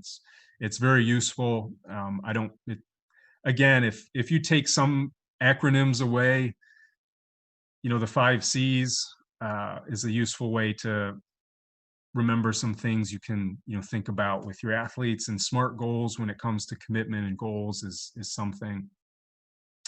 I'm not glancing over it. I just want to get to this next slide where they're spelled out a little more specifically. Goals should be specific. They should be clear. These are, dialogue with athletes can get very much down into the details, into the weeds, very technical. They should be measurable in some way. Getting back to those examples, having fun, that is great. And I'm not saying get away from that. In fact, I emphasize that as being a part of a goal system. But, think about ways you would genuinely, measure something like that. You're probably not going to hand out a life satisfaction survey or anything like that. But some of these goals may be difficult to measure, but there should be a balance of others that you can genuinely assess some type of progress and monitor that progress. They should be agreed upon. Notice it says set by the athlete and agreed upon by the coach. And again, is this a collaborative process? Are coaches in a position where they're giving athletes their goals, or is it more collaborative and bi-directional? It should be realistic. Is this possible? And actually, it's realistic but challenging. You also don't want to, set the bar too low in terms of what, athletes can do. Realistic but challenging is that kind of sweet spot that you want to talk about the athlete with. Time phase, you can plan out short, medium, and long-term goals, whatever that means. Whether it's short-term being by the week or by the month. You could even go less than that. Medium, maybe, over the course of a season, maybe long-term over the course of multiple seasons, whatever makes sense in your particular sport with your particular athlete and particular level. So yeah, the ER then is kind of a newer addition to this model, but should be exciting. It doesn't have to be fun. You're coaches, you're not entertainers. You're not, comedians or anything. It doesn't have to be fun all the time, but this is where you get into, have you set, these goals with athletes? Are you adding some level of value and enjoyment, to what they're doing? And that'll enhance kind of this excitement. And I really like this last addition, written down somewhere by the athlete and the coach. And I'll tell you why. And this is this next slide I'm moving to is, this is based upon an article that I didn't write. It was a literature review that came out a couple years ago, and I apologize I don't have the citation there, but I can always get it if you're interested. But some researchers reviewed all the studies that were out there in relation to goal setting and what was linked with effective goal setting and actually attaining those goals. Because just setting a goal with nothing to support you thereafter, I mean, that's the stuff of New Year's resolutions. And, by February, we've just fallen to the wayside often. At least I'm speaking on my own behalf there. I don't mean to project unnecessarily, but there's a variety of things in between, kind of mediating this setting goals and actually attaining goals. And the term goal striving, or could be goal supporting, could be fine as well. But these were you see those arrows feeding into that goal striving. These are all the things, the factors that were coming out that support progress and goal attainment. And think for a second, I'm not asking you to memorize these, but think for a second all the ways in which a coach could be a useful, facilitator of these things. Monitoring progress, that's all about coach. There's that physical recording piece that is the R in smarter. When athletes and others get feedback from a trusted source, I like to assume coaches are, a trusted source more often than not.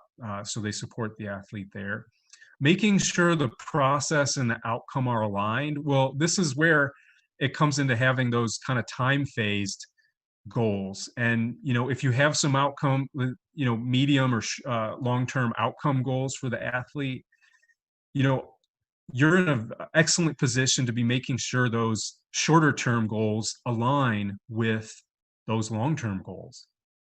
I think this is where, again, the pandemic threw a lot of athletes off, is because they had to revert all of a sudden to cross-training methods and getting out of weight rooms and off the track for a while, and they were doing other things in their community, whether hills or strength training on their own or something like that. And I think a lot of them are coming to find that those supplemental activities worked very well in terms of supporting their continued physical progress, at least with some of the times that we're seeing, as we're seeing some track meets, scaled down track meets start to pick up again. In fact, I say Florida's scaling back, but there's actually an elite meet in Claremont as of last night and tomorrow. And I think Texas has some going on. So I guess the show goes on in some respects. But anyway, you look at that process and outcome matching, coaches certainly are there. And these last two are interesting points as well. Identifying discrepancies and action replanning. This is when, you talk about monitoring progress, setting goals. When those goals aren't being met for some reason, this is where, are you in a position to have some of those less than pleasant conversations with your athlete? And that may be a necessary part of goal striving and subsequent goal attainment.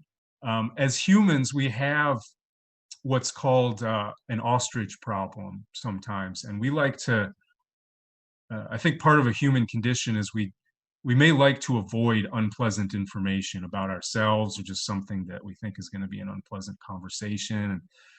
And, we may by nature have an ostrich problem and like to avoid that, but actually the people who are in our lives who are willing to tactfully and strategically and supportively and collaboratively bring those things to our attention and start to talk about how we can get through them, and get back on track, that is a just tremendously beneficial piece to have. And so again, this article wasn't written for or by coaches in particular, but the conclusion for me, one of the meaningful messages is coaches have a huge part in this goal striving and goal facilitation for athletes. And it's something that's, empirically, supported and validated by a study like that. Okay, moving on. I also want to be sensitive to time and make sure I at least get through the 5 C's. Control. And, getting back, I'm not going to scroll back, but getting back to, some of those responses and survey results from the study we were doing, a lot had to do with performing in high pressure situations, and dealing with, there's generalized anxiety, and that's a clinical realm that I'm not going to touch on, today. That's related to mental health, and that is a huge issue that deserves, warrants a lot of attention. there's also the idea of performance anxiety, and this is the type that's more constrained to performance in athletic situations. It's you may heard the analogy before with taking a test, and that just would elicit, in athletic performance is a type of test, but even student in a classroom, there's performance anxiety surrounding tests. And frankly, I would be worried more about a test taker who had zero anxiety or arousal in relation to an upcoming performance, rather than someone that had say a little bit or moderate level. Now there's implications for if you have too much performance anxiety as well. So this is another area where, as a coach, you try to find that sweet spot, and get to know your athletes individually in terms of where they best perform. There's a couple types of anxiety. There's the mental arousal, which is akin to worry, thoughts, rumination, and then there's the physiological arousal as well. And this is in relation to enhanced heart rate and perspiration, respiration rates, and whatnot. That's often how it overtly can show itself. But again, there's also a cognitive or a mental anxiety that may be less evident, but still has some major implications in terms of how athletes are able to perform. This is a visual, and I'll try to get it all up there.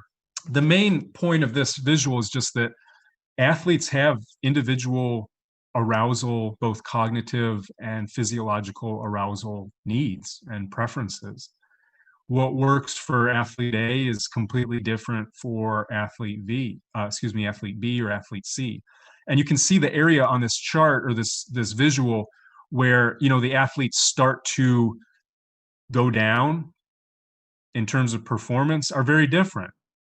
You can see athlete B, the purple is a little mismatched in the legend and the U.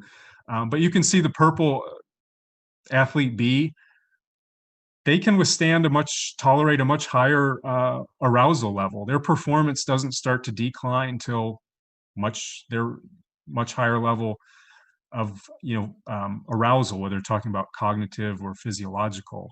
Athlete A seems to be much more sensitive in that area, and so maybe for that athlete, their red flags or triggers, so to speak, they need to start tending to those actively with some relaxation techniques. Even Roberta mentioned in her some mindfulness strategies can pay off large dividends in terms of what you can do is, again, these physiological symptoms are more evident and observable. Well, in the same way, you can harness some of these physiological symptoms. There are breathing exercises, relaxation strategies, mindfulness strategies that can, practically and reliably, lower your heart rate, lower your, breathing and respiration rate. You can harness those physiological arousal, symptoms and rates. And what you do actually in the meantime, maybe even indirectly, is you're also harnessing and slowing down some of that cognitive arousal as well. There's actually an interesting model of arousal, and if my little cursor is showing up here, it actually, there's an idea that actually there's inverted U's for physiological arousal, what you're looking at now, and there's also an inverted U for every athlete for their cognitive arousal as well. And there's an idea out there that actually cognitive arousal U's are much less U-shaped. Once an athlete gets to a certain point of too much cognitive arousal and worry and cognitive anxiety, it actually follows less of a sloped path to the bottom and more just kind of falls straight off. It's, I guess aptly named, it's called the catastrophe theory of arousal and performance. There may be some athletes in some situations, they don't fall off gently or neatly. It doesn't slope mildly. It's just they fall off completely and just kind of catastrophic. But that's probably another lecture entirely. when it comes to this stuff. But yeah, note your athlete's individual zone of optimal functioning. Another little acronym for you, eyes off. Developing emotional control, using effective goal setting is linked here to help enhance their confidence. Physiological arousal, I mentioned relaxation exercises. There's a variety of mindfulness, books and strategies. One of them I like is Mindfulness on the Go. I didn't put an image of that book here, but it's literally a very small book. You can almost put it in the palm of your hand. When I'm going on a trip, I actually get several and throw them in my backpack and bring them around and hand them off. Mindfulness on the Go. The image I have on this slide, that cloud, is an app. And it's a free app. Like a lot of apps, you can invest some money to get more enhanced features or abilities, but it's called Stop, Breathe, Think. And it may have been updated recently, but Stop, Breathe, Think is an app. They have a variety of different, mindfulness and meditation exercises for athletes, and practicing these things, and again, being able to be equipping yourself with being able to harness some of this physiological arousal, supplementing that with goal setting and again, realistic techniques, nothing that's going to overwhelm an athlete in terms of what they have to do on any given day, and kind of having this stair-step approach. It's going to go a long way in terms of feeling control. Developing confidence, few points here. Again, want to be sure I get through everything here. You can see that last point there, goal setting, can be linked with confidence. The greater the confidence means how well a person views themselves in a particular situation. You may have heard the term self-efficacy before. It can be specific to a specific situation. You could have a person that is very confident overall, but you start to find themselves as they're getting into a particular event or particular area that they lack that. And all of a sudden, you're in a position where you need to help, develop and generate this confidence, perhaps, systematically, and goals are going to come into play there. The greater the overall self-confidence muscle an athlete has, there's that term again, the more situations the athlete will feel confident in. This comes up with athletes a lot that are suffering confidence and suffering from confidence even in athletic arenas. Often we may suggest that they, take up some things, activities of personal interest or hobbies, a place that they can be in kind of that thicker part of the learning curve again. Certain levels of athletics, progress can seem few and far between, weeks, months, years even, before you generally get you get an outcome that is a personal best or a personal record. And so during those intermediate times, are you still experiencing success and confidence attainment somewhere? Do you still get a taste of confidence, from some aspect of your life? So that's something that, is perhaps worth visiting. And, help athletes manage their mistakes. There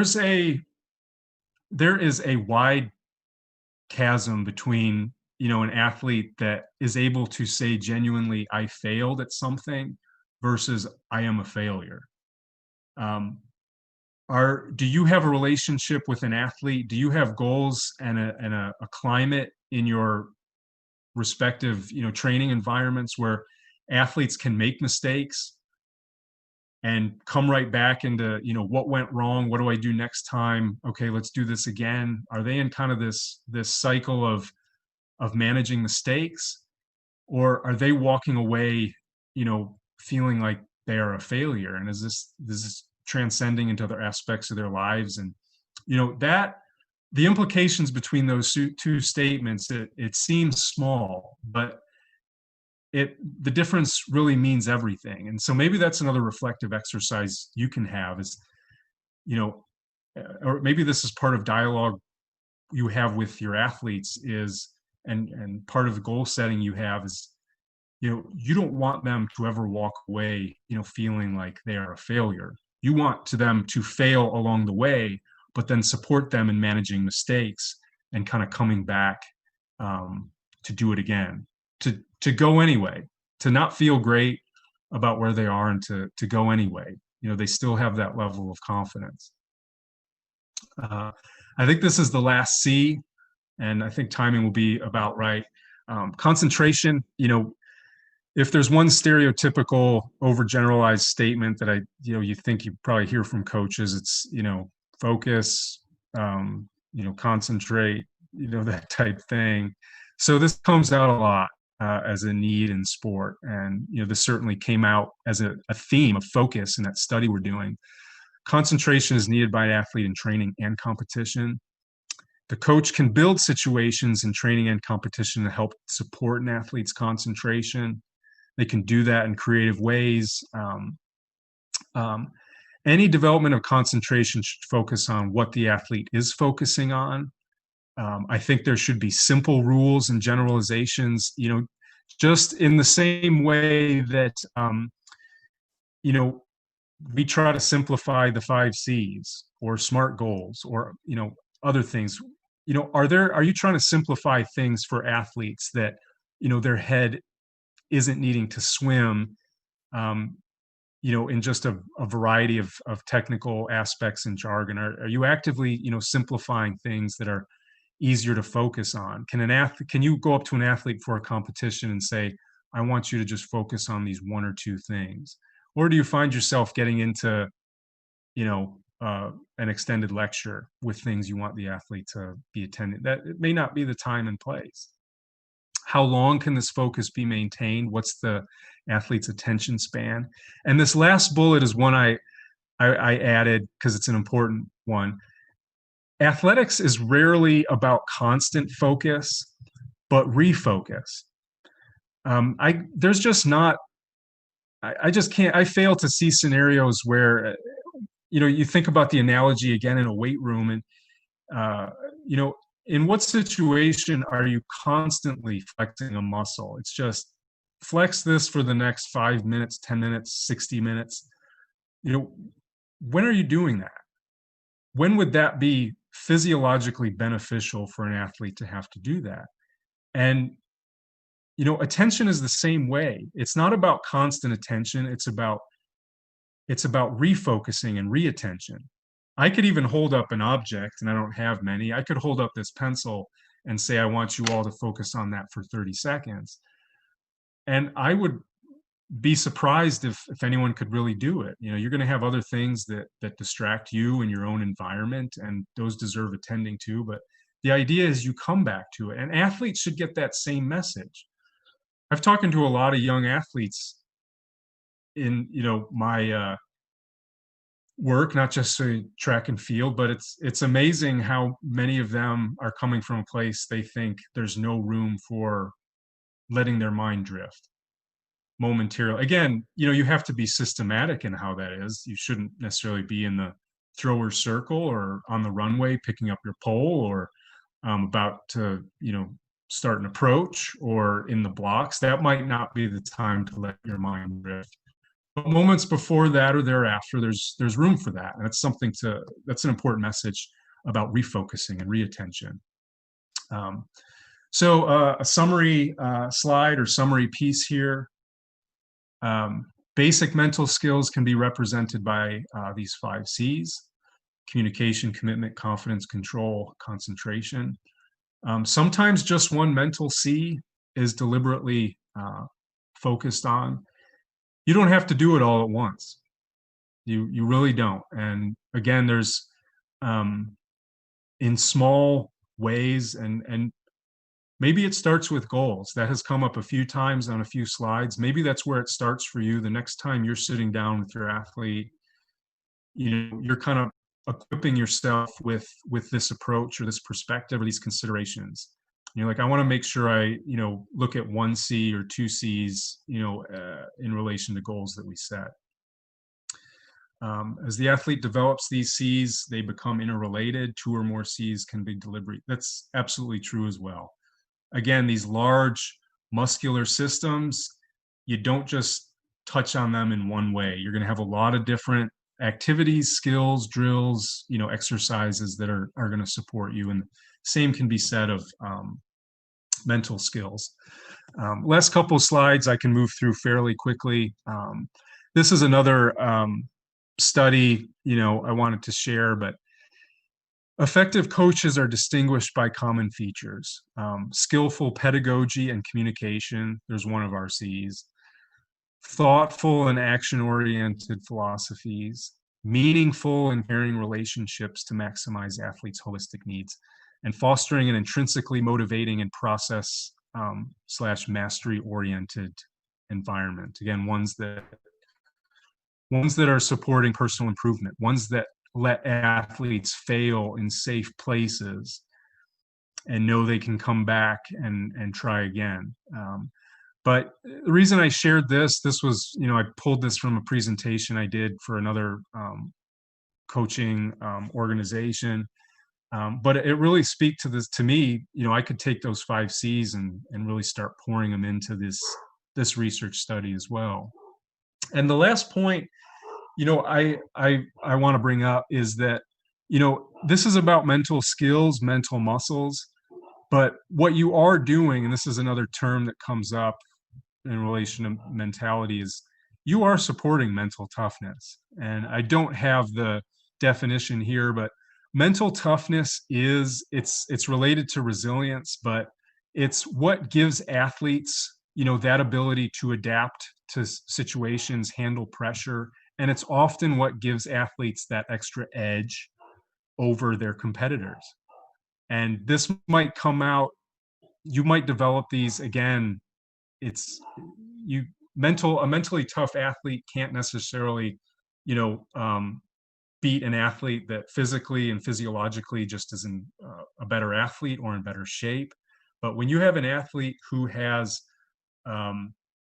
does have the physiological and physical training behind him or herself, and they have these mental skills that are forming an array of skills that link with mental toughness, you really are onto something at that point in terms of an athlete's development and their mindset.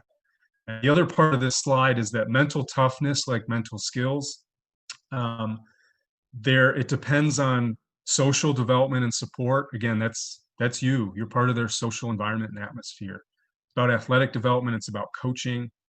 And so, I was just kind of tying that in, these mental skills, you're almost helping support a profile of these 5 C's that are going to branch off, and what you're going to have over time is something that's akin to mental toughness in an athlete. And when that is coupled with, physical training that is taking up, most of your time and attention, you're really developing a sound athletic self in that athlete. And so that, and I apologize, I think I came up right on an hour. You're fine. And so I apologize that I know we wanted to leave, some room for questions and answers. What I will do, I'm going to stop my share, but I did at the beginning, I'm going to type my email into the chat bar. So you again have that if you want to reach out and elaborate on any of these items, again, for yourself or for your athletes. And also, if anybody wants to, there's a little button at the bottom on your thing to raise hand. That'll bring you to the top of my list, and I can unmute you or ask you to unmute, and then you can ask any question in person instead of just type it in the chat. We didn't have any yet in the chat, so if anybody wants to do that. Oh. Sorry, my microphone fell down. If you want to ask a question, there's a raise your hand feature at the bottom of the screen. Raise your hand, I'll unmute you or ask you to unmute, and you can ask it in person out loud. And while people are figuring that out, here's one right here. After losing or not achieving your targets or goals, how much of bouncing back is mental toughness? I guess that's the question.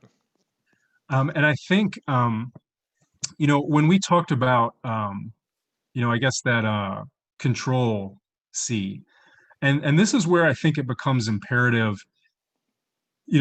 as sports psychologists, we often advocate,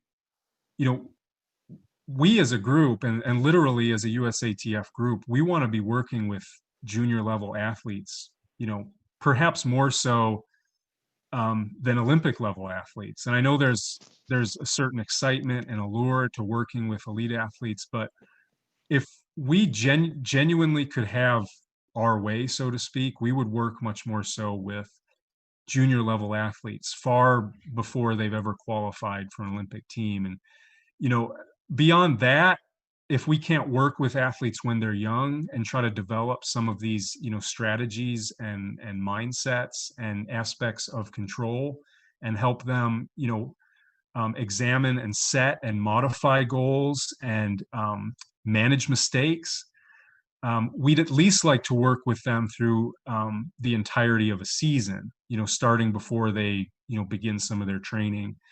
And as coaches, I think the message there is that, after an athlete doesn't achieve their outcome goal, it will be far more difficult to help them bounce back. I'm not saying it's impossible, but there's going to be much more of a quote unquote mess to clean up and try to, salvage and take away some learning points and perspectives and get some perspective. It's going to take longer.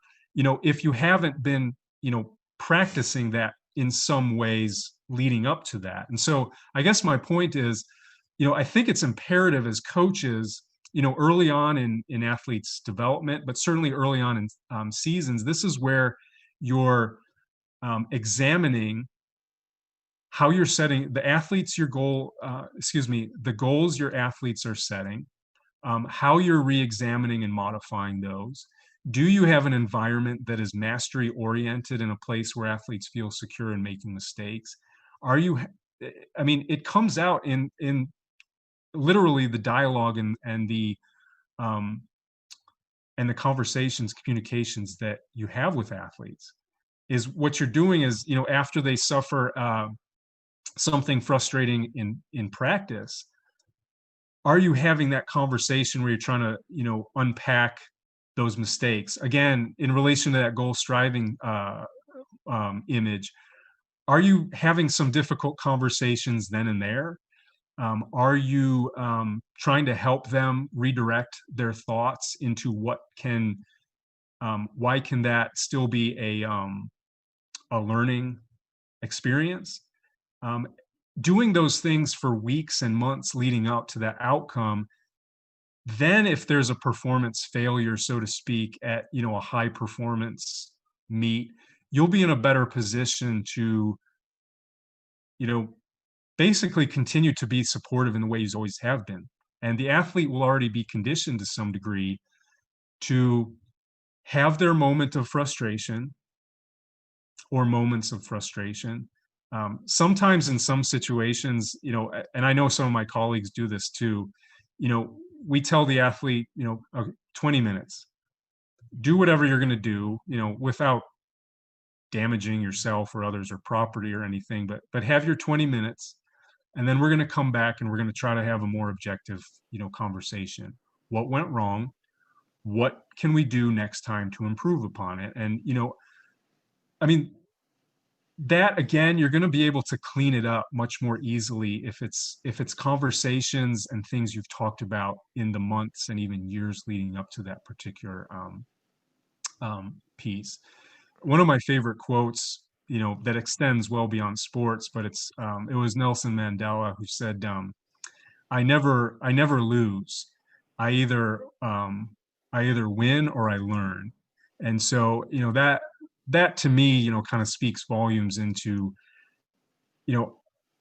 are you instilling this kind of growth, learning, mastery mindset and orientation, into athletes? And that's an important thing that you ask now, as opposed to, well, now the athlete's really upset and thinks the whole season was, futile and pointless. How do I pick up the pieces now? That's going to be increasingly difficult. And so that was probably far more of a response than you needed out of all that.